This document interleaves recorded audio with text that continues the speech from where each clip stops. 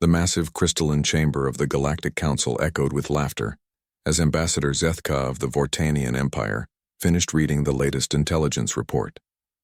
His four eyes gleamed with amusement as he looked around at the representatives from dozens of different worlds, all sharing in what seemed like the joke of the century.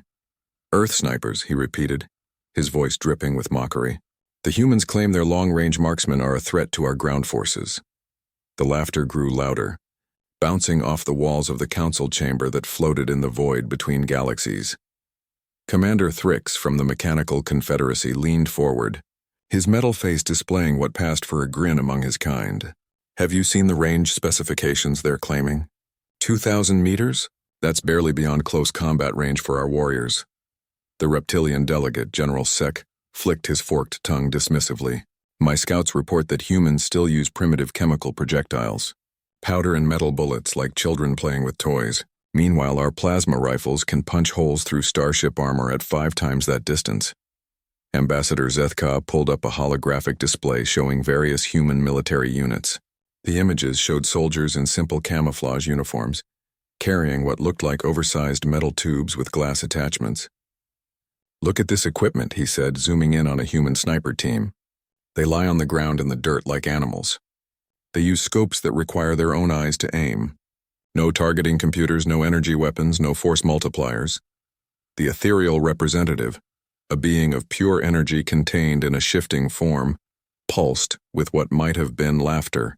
Their weapons don't even have auto-targeting systems. Each shot requires manual calculation of wind, distance, and trajectory. How primitive can a species be?" General Sek stood up, his massive frame casting a shadow across the chamber. "I've been studying their military history. These snipers hide in one position for hours, sometimes days, waiting for a single shot opportunity. My warriors could clear an entire city block in that same time with proper weapons."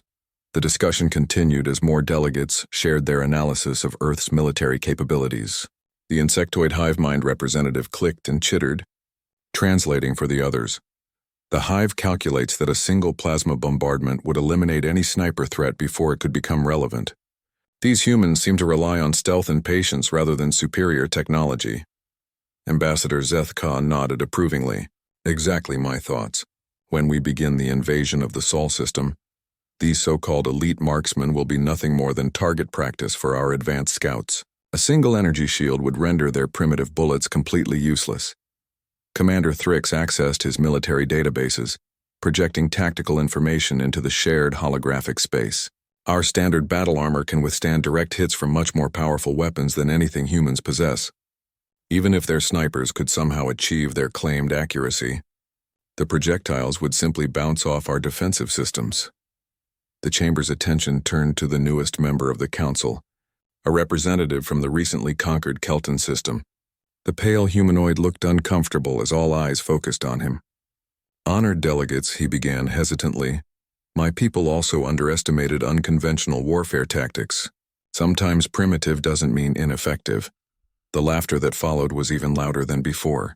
General Sek's booming voice dominated the chamber. "The Keltons fell because they were weak, not because they underestimated anything. Earth snipers represent the last desperate attempt of a dying species to appear threatening." Ambassador Zethka called for order, his expression shifting to mock seriousness. "Perhaps we should be concerned about these fearsome human marksmen," he said, causing another wave of laughter. "After all, they might soil our armor with their metal fragments before our energy weapons vaporize them." The ethereal being pulsed brighter. "Intelligence reports suggest humans actually believe stealth and precision can overcome technological superiority. They train these snipers for years to master their primitive weapons, as if skill could compensate for inferior equipment." A new delegate, representing the Machine Collective, spoke with a voice like grinding gears. "Analysis of human sniper training reveals they practice shooting at targets beyond visual range using only mechanical calculations. They seem unaware that our sensors can detect life signs through solid matter from orbit." The discussion shifted to invasion planning as the Council reviewed Earth's defensive capabilities. Every delegate agreed that human resistance would be minimal, lasting perhaps weeks before complete surrender. Their ground forces were seen as outdated, their air power insufficient, and their space capabilities laughably primitive. Propose we use Earth as a training ground for our newest recruits, suggested Commander Thrix. Let them practice urban combat techniques against these human snipers. It would be excellent experience against unconventional targets. General Sec approved enthusiastically. My young warriors need practice identifying hidden enemies. These human marksmen could provide realistic training scenarios before we face actual threats elsewhere in the galaxy. The Kelton representative tried once more to voice concern. Honored delegates, perhaps we should consider that humans have survived on a dangerous world for millennia. They might have developed unexpected capabilities through necessity. Ambassador Zethka silenced him with a gesture. Survival against natural predators is hardly comparable to facing advanced military forces. Their snipers might be effective against other humans, but we are not humans. As the session concluded, the Council formally classified Earth's sniper units as a negligible threat, requiring no special tactical considerations. The invasion fleet would proceed with standard protocols, treating human marksmen as minor obstacles easily overcome by superior technology and firepower. The delegates filed out of the chamber, continuing their conversations about the upcoming conquest. Most were already discussing how to divide Earth's resources rather than worrying about its defenders. The human sniper threat had become a running joke among the military commanders, something to mention when they wanted to amuse their troops. In the vast emptiness of space, the massive invasion fleet continued its slow approach toward the Sol system. Aboard hundreds of warships, alien commanders briefed their forces on the expected resistance. Human snipers were mentioned only as minor annoyances, dangerous mainly to unarmored personnel who forgot basic protective protocols. The countdown to invasion continued, with every passing day bringing the alien forces closer to Earth. Their confidence remained absolute, their preparation minimal for ground combat. After all, what could primitive human marksmen possibly do against the most advanced military force the galaxy had ever assembled? None of them suspected that their greatest mistake was about to echo across battlefields they had never imagined facing. The first alien ships descended through Earth's atmosphere like falling stars, their hulls glowing with the heat of atmospheric entry. Major Sarah Chen pressed her eye to the scope of her rifle, watching the massive vessels settle into landing formations across the plains outside New Delhi. Through her magnified view, she could see the geometric perfection of their technology, the seamless surfaces that seemed to bend light around them. Contact. Multiple bogies establishing ground positions, she whispered into her radio, her voice barely audible even to her spotter lying 3 feet away. Sergeant Mike Rodriguez adjusted his range-finding equipment, calculating distances and wind patterns with practiced efficiency. Range to nearest landing craft. 2,200 meters, Rodriguez reported quietly. Wind, 3 knots from the southeast. Temperature dropping as those things block out the sun. Chen adjusted her position slightly, feeling the familiar weight of her rifle against her shoulder. The Barrett M82A1 had served human snipers for decades, and today it would face its ultimate test. She had no illusions about the odds they faced, but orders were orders, and intelligence was desperately needed about the alien forces. Around the world, similar scenes played out as the invasion began in earnest. In the mountains of Afghanistan, Staff Sergeant David Kim watched alien craft settling into valleys that had seen countless battles throughout human history. His breath formed small clouds in the thin air as he peered through his scope at the strange symbols marking the sides of the enemy vehicles. The aliens emerged from their ships with casual confidence, their movements suggesting they expected no real resistance. Chen watched through her scope as creatures in gleaming armor walked down ramps, their equipment clearly advanced beyond anything humanity possessed. Some stood nearly 8 feet tall, while others moved with the fluid grace of beings adapted to different gravities. First targets emerging, Chen reported. Multiple species, various armor configurations. Weapons appear to be energy-based. No projectile systems visible. The alien commanders had positioned their forces exactly as their tactical computers suggested, following doctrine designed for conquering primitive civilizations. They established forward operating bases with minimal defensive perimeters, confident that their technological superiority would prevent any meaningful resistance. In the African highlands, Corporal James Morrison tracked an alien patrol through his scope as they moved across open ground with no attempt at concealment. Their armor caught the sunlight, making them visible from tremendous distances. Morrison had spent years hunting in these same hills as a child. learning patience and precision from his grandfather, who had fought in conflicts across the continent. They move like they own the place, Morrison's spotter observed. No tactical awareness, no concern for cover. The aliens had studied human military capabilities through intercepted communications and satellite surveillance. But their analysis focused primarily on conventional forces. Tank formations, aircraft squadrons, and missile installations had been identified and marked for priority elimination. The small teams of hidden marksmen scattered across the planet barely registered on their tactical displays. Chen watched as an alien commander emerged from the largest landing craft, surrounded by what appeared to be an honor guard. The being stood nearly 9 feet tall, its 4 arms gesturing as it directed the deployment of troops and equipment. Through her scope, she could see intricate markings on its armor that probably indicated rank or unit designation. High-value target identified, she whispered. Appears to be commanding officer, directing tactical deployment. The alien forces moved with mechanical precision, establishing defensive positions and supply lines according to predetermined patterns. Their energy shields created visible distortions in the air, and their vehicles hovered silently above the ground, rather than making contact with Earth's surface. In northern Canada, Master Sergeant Lisa Thompson lay motionless in a snow-covered hide she had constructed before dawn. The alien patrol below moved through the forest with heavy footsteps, their equipment clearly not designed for stealth operations. Thompson had grown up hunting caribou across these same frozen landscapes, learning to remain perfectly still for hours in sub-zero temperatures. The aliens seemed particularly vulnerable to the cold, their movements becoming sluggish as the temperature dropped. Their breath created visible clouds even through their atmospheric suits, suggesting their homeworlds had very different climatic conditions. Chen received confirmation through her earpiece that sniper teams worldwide were in position and ready. The coordinated observation mission would provide crucial intelligence about alien capabilities while testing whether human weapons could even damage their advanced armor. All teams report. Ready status, came the quiet voice of Colonel Martinez from the command bunker deep underground.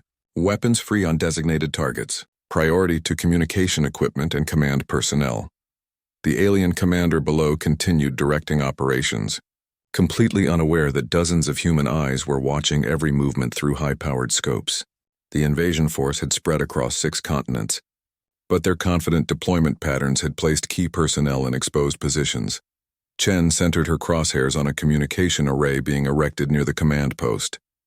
The equipment resembled a crystalline sculpture more than traditional radio gear, its surfaces reflecting light in patterns that suggested advanced technology beyond human understanding.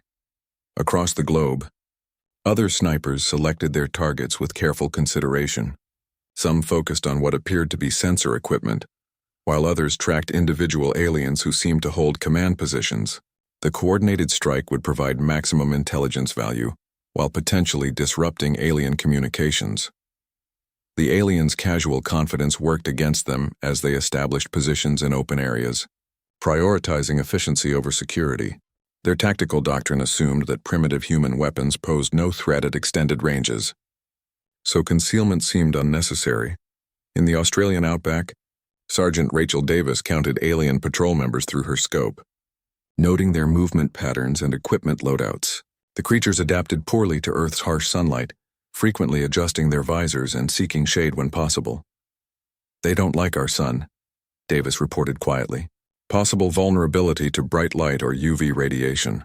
Chen took a deep breath and made final adjustments to her scope, accounting for the slight crosswind and the unusual gravitational effects caused by the massive alien ships. The moment of truth approached as human patience prepared to meet alien arrogance across battlefields, where the impossible was about to become reality. The invasion had begun, but the aliens had no idea that Earth's defenders were already taking aim. The morning sun cast long shadows across the Indian plains as Major Sarah Chen made her final calculations. Through her scope, the alien commander stood motionless beside his communication array, completely unaware that death was measuring the distance between them. Chen's breathing slowed to the rhythm she had practiced thousands of times, her finger finding the familiar curve of the trigger. Wind steady, 2 knots from the east, Rodriguez whispered beside her. Range confirmed at 2,200 meters. Chen felt the familiar calm that came before a difficult shot. The alien commander was partially obscured by the crystalline communication equipment, presenting only a narrow target window. She would have one chance before the entire alien force became aware of the threat. Around the world, 47 other snipers lay in carefully prepared positions, their crosshairs fixed on selected targets. The coordinated strike had been planned to begin at exactly 800 hours GMT, creating simultaneous confusion across multiple invasion sites.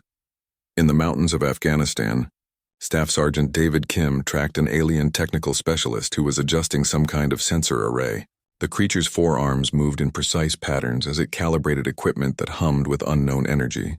Kim had been watching this particular alien for 20 minutes, learning its movement patterns and identifying the brief moments when it remained still enough for an accurate shot.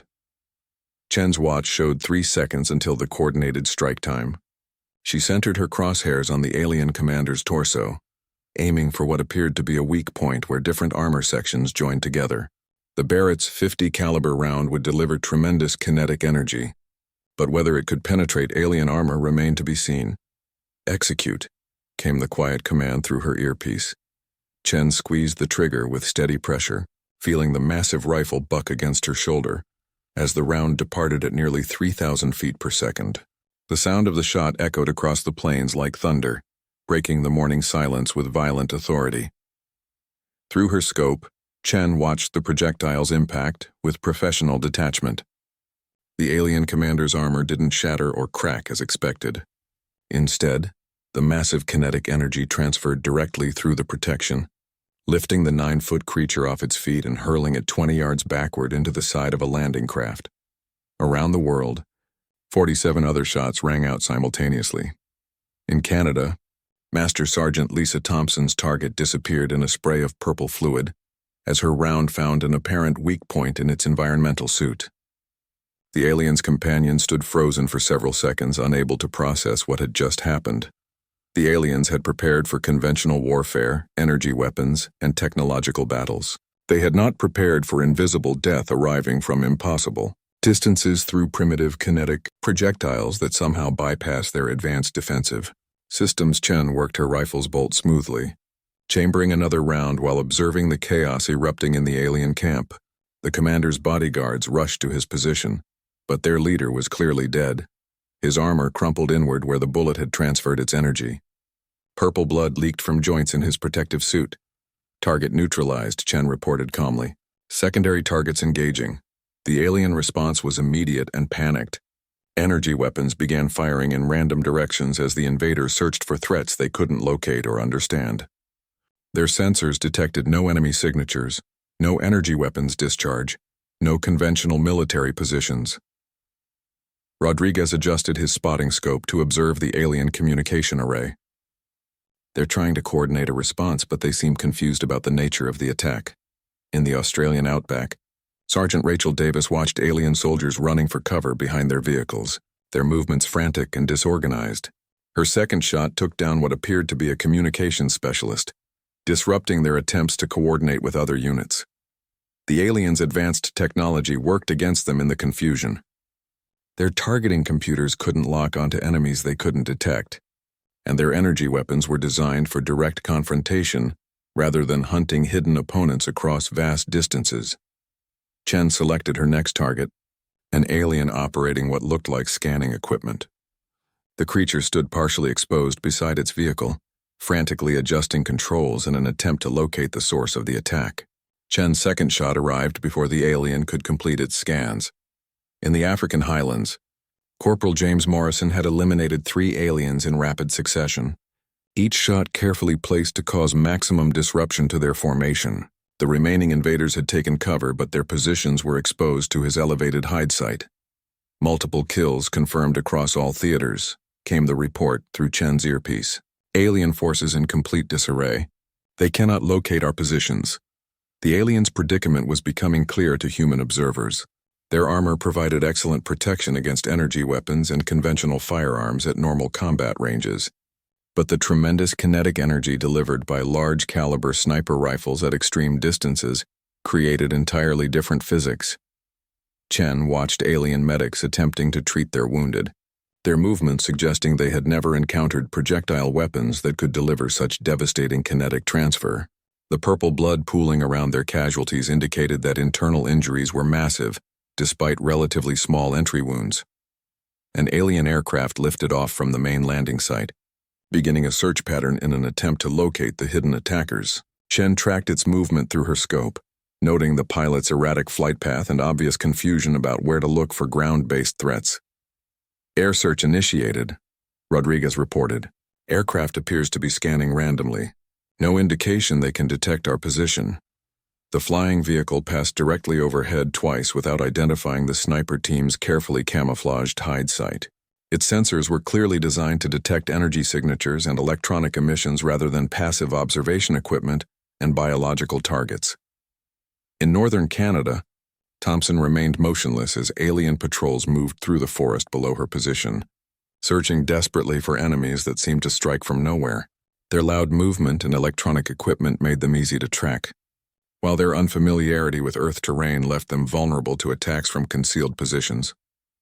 Chen continued engaging targets methodically, each shot carefully selected to maximize tactical disruption. Command personnel, technical specialists, and communication equipment received priority, as the human snipers systematically dismantled the aliens' ability to coordinate their response. The invasion force that had landed with such confidence was learning a harsh lesson about underestimating human capabilities. Their technological superiority meant nothing against enemies they couldn't find, and their armor couldn't protect against kinetic forces they had never encountered. Alien casualties mounting across all sites, reported the underground command center. Enemy formations breaking down, some units beginning to withdraw to primary landing craft. Chen watched through her scope as the alien commander's replacement emerged from a transport vehicle, immediately seeking cover behind the crystalline communication array. The new leader's cautious movements suggested the aliens were beginning to understand that they faced a threat unlike anything in their previous experience, but understanding the threat and countering it were two entirely different challenges, and the lesson was far from over.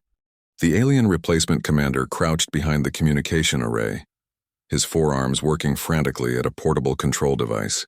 Major Sarah. Chen could see the creature's panic through her scope as it tried to coordinate with other invasion sites while staying hidden from the invisible killers that had decimated its forces. New target acquired, Chen whispered to Rodriguez. Command replacement, partially concealed behind comm equipment. The aliens had adapted quickly to the threat of long-range precision fire, but their countermeasures revealed a fundamental misunderstanding of human sniper tactics. They clustered together for mutual protection, making themselves better targets. They relied on their technology to locate threats instead of using terrain and concealment effectively. Rodriguez adjusted his spotting scope, studying the alien formations below. Their grouping around their vehicles and equipment. Classic target-rich environment. Around the world, other sniper teams reported similar observations. The aliens' response to precision attacks was to consolidate their forces, apparently believing that concentrated firepower could protect them from enemies they couldn't see or understand. In the mountains of Afghanistan, Staff Sergeant David Kim watched an alien patrol moving through a narrow valley in tight formation. Their fear was evident in their jerky movements and constant scanning of the surrounding ridgelines. Kim had relocated twice since his initial shots, using mountain paths he had learned during years of operations in the region. The aliens below moved with weapons ready, but their energy-based firearms were useless against targets beyond visual range. They fired occasional shots at shadows and suspicious terrain features, revealing their positions while accomplishing nothing tactically useful. Chen waited patiently as the replacement commander attempted to establish communication with his superiors.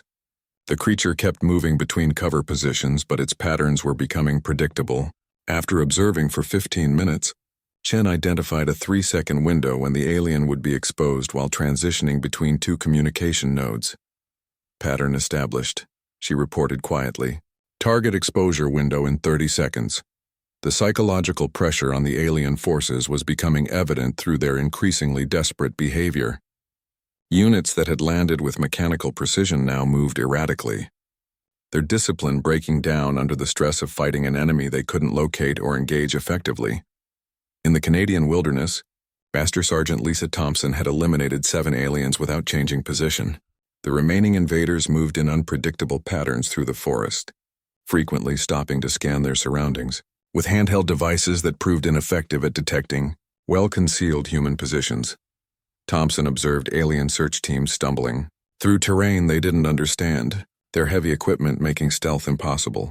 Their environmental suits were designed for controlled atmospheres rather than Earth's varying conditions, creating additional disadvantages in extended field operations.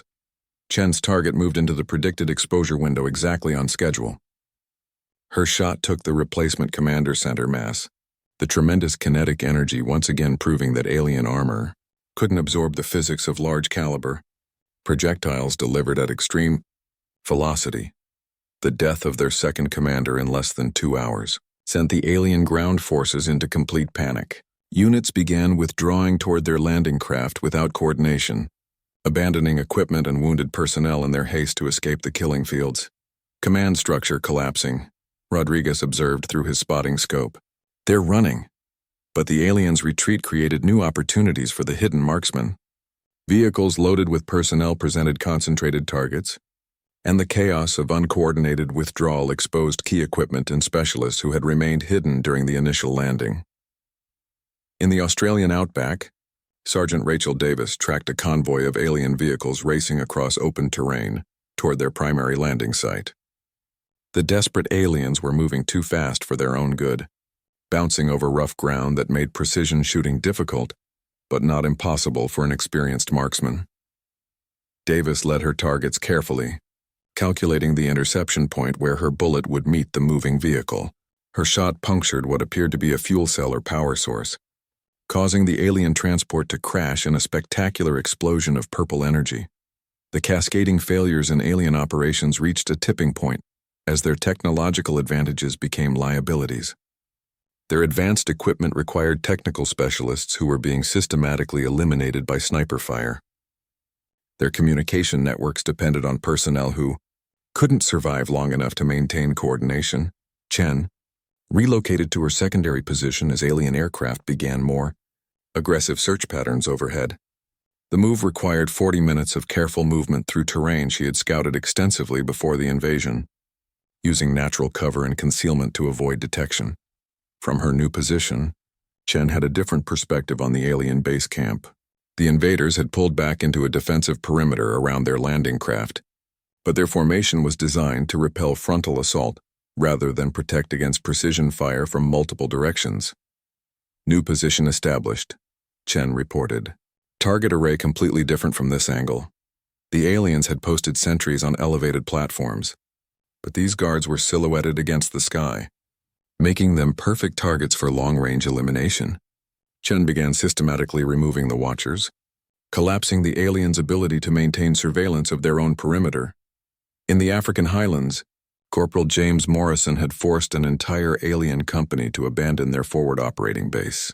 The invaders retreated in such haste that they left behind massive amounts of equipment, including what appeared to be advanced sensor arrays and communication devices. Morrison maintained overwatch on the abandoned equipment, waiting for alien recovery teams that would inevitably attempt to retrieve their technology. His patience was rewarded when a small group of aliens approached under cover of darkness, only to discover that human night vision capabilities exceeded their expectations. The mounting losses forced alien commanders to reconsider their entire invasion strategy. Reports from ground units across 6 continents described the same phenomenon: invisible enemies delivering precise, devastating attacks from impossible ranges while remaining completely undetectable. Chen received updated intelligence through her encrypted radio. All theater reports confirmed. Enemy casualties exceeding 50% at multiple sites, some units requesting orbital evacuation. The psychological warfare aspect was proving as valuable as the physical elimination of alien personnel. The invaders had never faced an enemy that could remain hidden while delivering lethal force across vast distances. Their technological superiority meant nothing against opponents they couldn't locate or engage. As night fell across the various battle zones, the human snipers prepared for extended operations. Their training in fieldcraft camouflage and survival skills gave them enormous advantages over aliens adapted to controlled environments and technological solutions. The aliens' confidence had been shattered by invisible death that arrived without warning from distances they had considered safe. Their invasion was grinding to a halt as commanders struggled to protect forces they couldn't effectively deploy against enemies they couldn't find. Chen settled into her night position, adjusting her equipment for thermal imaging and extended surveillance.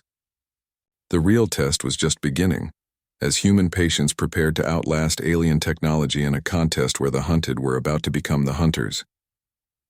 Darkness fell across Earth's battlefields like a predator's cloak, transforming the hunting grounds in ways the alien invaders never anticipated. Major Sarah Chen adjusted her thermal imaging scope, watching heat signatures move frantically around the alien encampment below.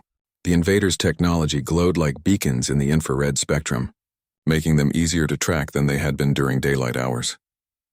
Target-rich environment, Rodriguez whispered beside her, studying the alien formations through his own night vision equipment. Their gear generates massive heat signatures. They might as well be carrying flares. The aliens had established defensive positions in a tight perimeter around their landing craft, but their formations were designed for conventional warfare against visible enemies. Sentries posted on elevated platforms stood out clearly against the cooler night sky, while patrol routes followed predictable patterns that prioritized efficiency over security. Chen selected her first night target, an alien guard who had been standing motionless on an observation platform for the past 20 minutes. The creature's environmental suit generated a clear thermal outline, and its position offered no protection against precision fire from Chen's elevated hide site. Around the world, other sniper teams reported similar advantages as darkness enhanced their natural hunting abilities. In the Canadian wilderness, Master Sergeant Lisa Thompson had been tracking alien search teams for hours, noting how their artificial lighting and electronic equipment made them visible from tremendous distances. Thompson's targets moved through the forest with heavy footsteps and constant electronic chatter, apparently unaware that their presence could be detected long before visual contact. Their search patterns were methodical but predictable, following geometric grids rather than adapting to natural terrain features. Chen took her shot, watching the alien sentry disappear from his platform in a burst of thermal energy that quickly faded to match the ambient temperature. The creature's companions below took several seconds to realize their guard had been eliminated, and their subsequent panic created additional opportunities. Sentry down, Chen reported quietly, secondary targets moving into exposure zones. The aliens' response to the night attacks revealed crucial weaknesses in their tactical doctrine. They increased their use of artificial lighting, creating bright zones that destroyed their own night vision while making them more visible to hidden observers. They clustered around their vehicles and equipment, apparently believing that group protection could compensate for individual vulnerability. In the mountains of Afghanistan, Staff Sergeant David Kim exploited these tactical errors with methodical precision. Each alien he eliminated forced the survivors to contract their perimeter further, reducing their operational effectiveness while increasing target density for continued attacks. Kim had spent the afternoon studying alien movement patterns and equipment vulnerabilities. Their power sources generated distinctive thermal signatures that remained visible, even when the aliens themselves were concealed behind cover. Targeting these energy systems proved devastatingly effective at disabling vehicles and communication equipment. Chen shifted her attention to a group of alien technicians attempting to repair damaged communication equipment. The creatures worked frantically under portable lighting that illuminated them perfectly for long-range precision fire. Their urgency suggested that communication with their command structure had been severely disrupted.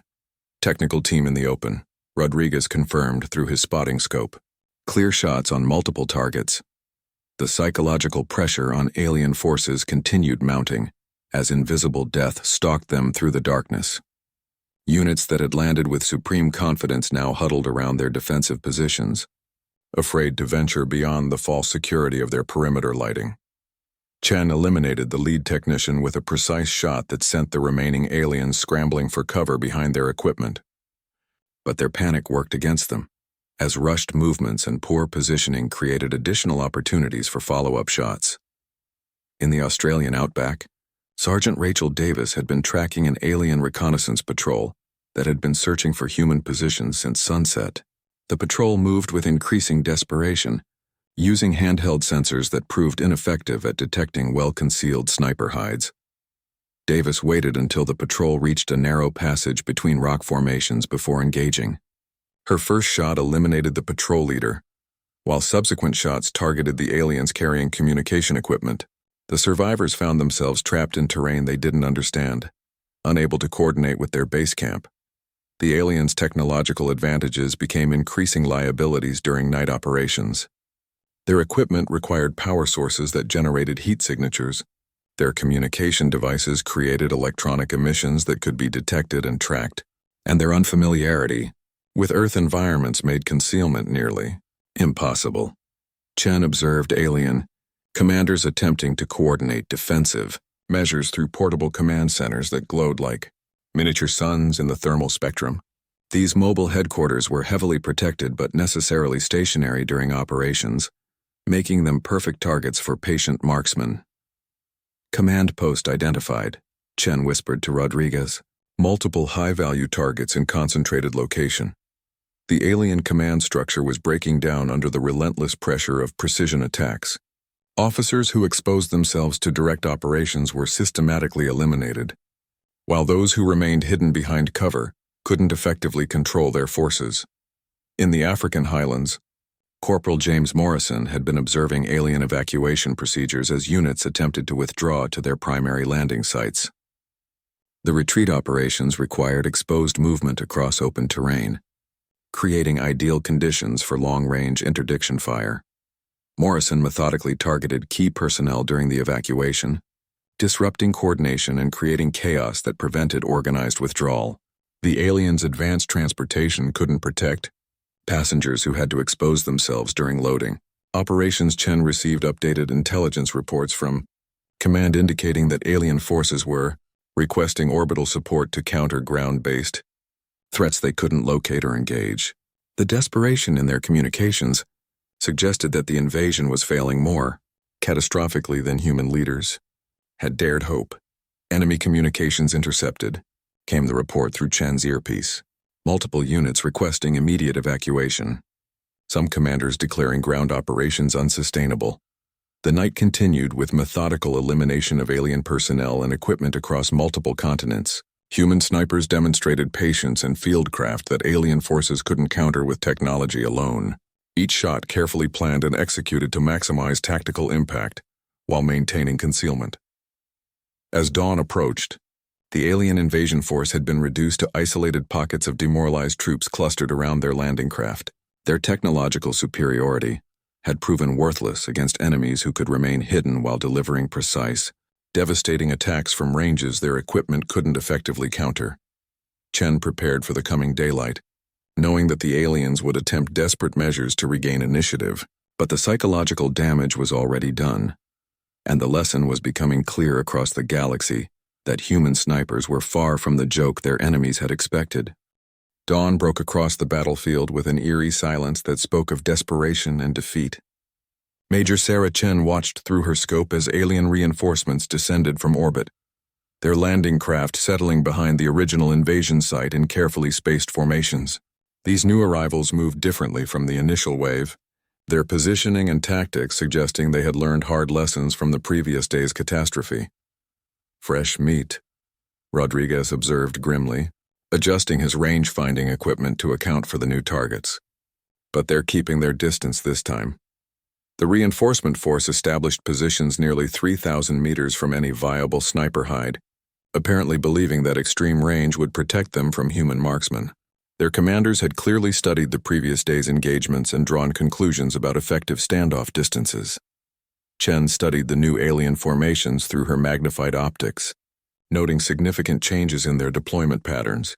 Gone was the casual confidence of the initial landing. These aliens moved with constant vigilance, maintained dispersed formations, and kept their command personnel well protected behind layers of vehicles and defensive barriers. Around the world, similar reinforcements were arriving at invasion sites where local alien forces had been decimated by sniper fire. The new units brought different equipment and tactics, suggesting that the alien high command was adapting their strategy to counter human precision marksmen. In the Canadian wilderness, Master Sergeant Lisa Thompson observed alien forces deploying what appeared to be advanced sensor arrays in overlapping patterns around their perimeter. The new equipment hummed with different energy signatures than previous systems, possibly designed to detect concealed human positions through methods their predecessors had lacked. Thompson remained motionless in her hide site, aware that these new sensors might represent a significant threat to sniper operations. The aliens were clearly investing substantial resources in solving the problem of invisible human marksmen, who had been devastating their ground forces. Chen received intelligence updates through her encrypted communication system indicating that the aliens were implementing coordinated countermeasures across multiple continents. Their response suggested that human sniper effectiveness had exceeded even the most optimistic projections. Command reports enemy deploying counter-sniper protocols worldwide, came the message through her earpiece. New sensor systems and extended standoff ranges confirmed at all sites. The alien reinforcements began systematic sweeps of terrain around their positions, using both technological sensors and visual observation teams to search for concealed human positions.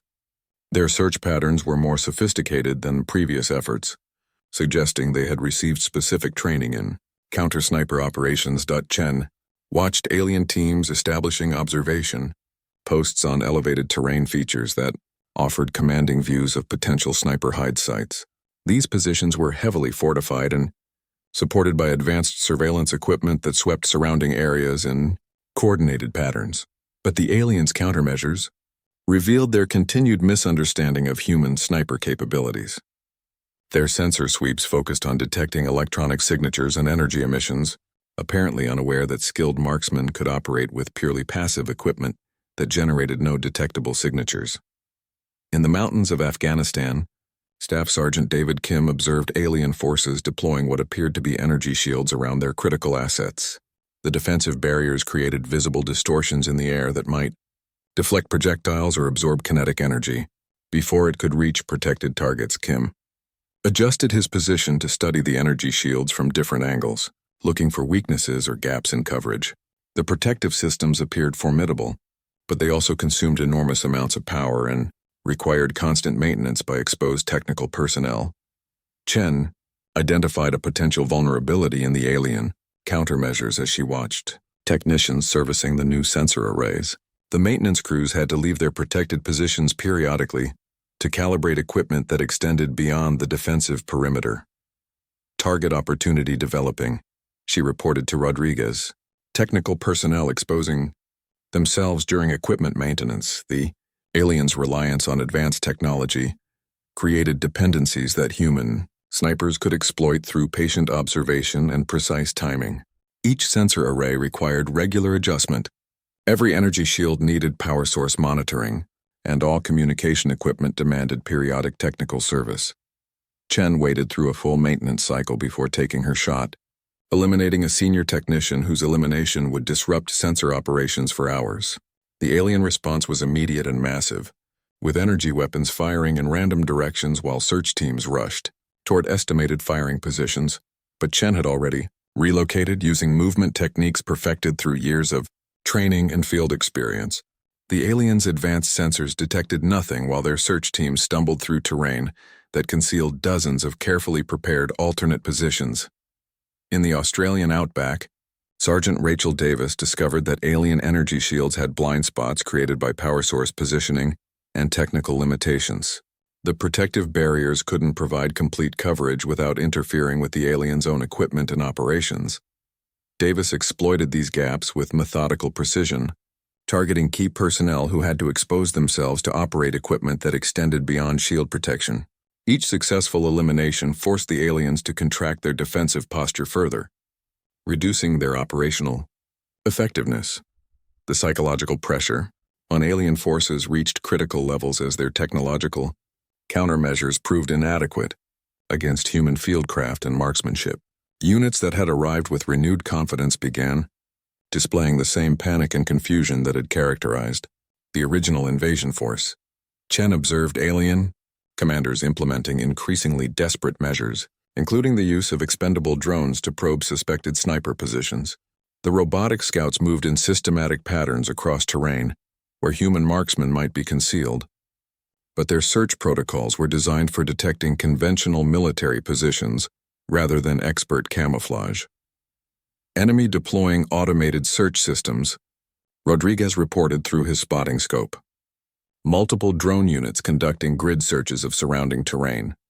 The alien drones passed within meters of Chen's position without detecting her presence, their sensors calibrated for energy signatures and electronic emissions, rather than biological targets employing passive concealment techniques. Chen began targeting the drone operators, who had to expose themselves to control their robotic scouts effectively.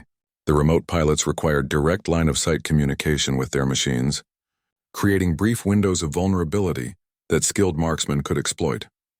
As the day progressed, alien reinforcements across multiple continents found themselves trapped in the same deadly dynamic that had destroyed their predecessors. Advanced technology proved inadequate against human patience, skill, and intimate knowledge of local terrain features. The aliens' desperate countermeasures were failing systematically, and their casualty reports painted an increasingly grim picture of ground operations that had become unsustainable against invisible enemies who struck without warning from impossible ranges. Chen prepared for what intelligence suggested would be the aliens' final attempt to establish effective ground control through overwhelming force and technological superiority. But the lesson was becoming clear that human snipers represented a threat that alien doctrine had never anticipated and could not effectively counter. The emergency session of the Galactic Council convened in chaos, with holographic displays showing catastrophic casualty reports from Earth's surface. Ambassador Zethka stood before the assembly, his four eyes no longer gleaming with confidence, but darting nervously between the damning statistics that scrolled across the chamber's walls. 87% casualties across all ground operations, he reported, his voice strained with disbelief. Complete tactical failure at every landing site. Ground commanders are requesting immediate orbital evacuation. The chamber that had once echoed with laughter now resonated with stunned silence. Commander Thrix of the Mechanical Confederacy leaned forward, his metal face displaying what might have been shock among his kind. How is this possible? Our advance units reported complete technological superiority. General Sec of the Reptilian Forces slammed his massive fist against his council platform. Impossible. Human weapons cannot penetrate our armor. Our intelligence was verified through multiple sources. Ambassador Zethka activated a holographic display showing battlefield footage recovered from surviving alien units. The images revealed scenes of devastation that defied everything the Council thought they knew about human military capabilities. Our armor remains intact, Zethka explained, his voice hollow with incomprehension. But the kinetic energy transfer from human projectiles is causing massive internal trauma. Their weapons deliver force levels we never anticipated from primitive chemical propellants. The ethereal representative pulsed with agitated energy patterns. Our tactical computers modeled human resistance based on conventional warfare parameters. These sniper attacks represent an entirely different category of threat. Commander Thrix accessed his military databases, projecting new calculations into the shared holographic space. Analysis indicates human marksmen are achieving effective kill ratios of approximately 40-1 against our forces. This exceeds the combat effectiveness of our most elite units. The chamber erupted in protests and demands for explanations. How could primitive humans armed with chemical propellant weapons devastate the most advanced military force in galactic history? General Sec stood to address the assembly, his massive frame trembling with rage and confusion. Our ground commanders report that they cannot locate these human marksmen, despite extensive sensor sweeps and search operations. They strike from distances beyond our effective engagement range and vanish without trace. The Kelton representative, who had warned about underestimating unconventional tactics, spoke quietly into the chaos. Perhaps superior technology is not always the determining factor in warfare. These humans have adapted to their environment in ways our analysis failed to predict. Ambassador Zethka displayed tactical reports from multiple planetary surfaces. Human snipers demonstrate field-craft abilities that our forces cannot counter. They remain concealed for days without detection, strike with precision that exceeds our own marksmen, and operate effectively in environmental conditions that severely handicap our troops. The Council reviewed footage of alien forces huddled in defensive positions, afraid to venture beyond their perimeter barriers. The sight of advanced civilizations reduced to cowering behind their landing craft by invisible human marksmen was humbling beyond measure. Commander Thrix ran additional tactical simulations, incorporating new data about human sniper capabilities. Computer models indicate that sustained ground operations against these marksmen are mathematically impossible. Our casualty rates will reach 100% before any strategic objectives can be achieved. The realization spread through the chamber like a plague of understanding. The most advanced military force in galactic history had been stopped cold by what they had dismissed as primitive human toys wielded by backward marksmen. General Sek's voice carried defeat when he spoke again. Our energy shields cannot stop kinetic projectiles traveling at hypersonic velocities. Our sensors cannot detect passive observation equipment. Our search teams cannot locate enemies who understand terrain better than our tactical computers. The ethereal being's energy patterns shifted to configurations that suggested deep contemplation. We underestimated the relationship between skill and equipment. These humans have mastered their primitive weapons to levels that exceed our technological advantages. Ambassador Zethka presented the final piece of devastating intelligence. Long-range reconnaissance indicates that human sniper teams are being reinforced and resupplied from underground networks we cannot detect or target. Their resistance capabilities appear to be expanding rather than diminishing. The Council faced an unprecedented situation. They had encountered technologically superior enemies before and developed counters through research and development. They had faced numerically superior forces and overcome them through tactical excellence. But they had never confronted enemies who could remain completely undetectable while delivering precision death from beyond effective retaliation range.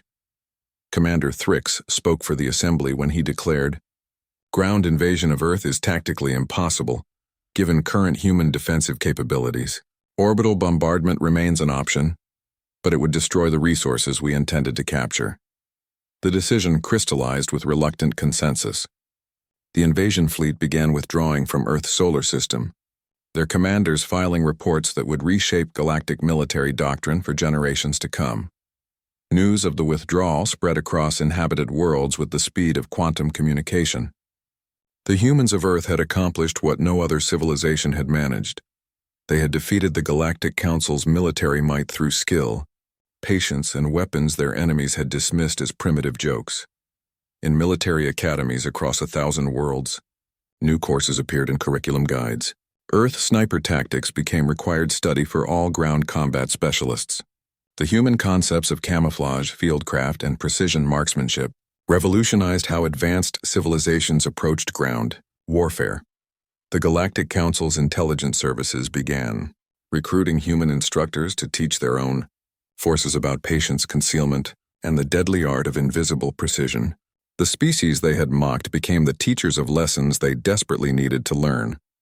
On Earth's battlefields, human snipers like Major Sarah Chen emerged from their hide sites to witness alien spacecraft departing for the stars.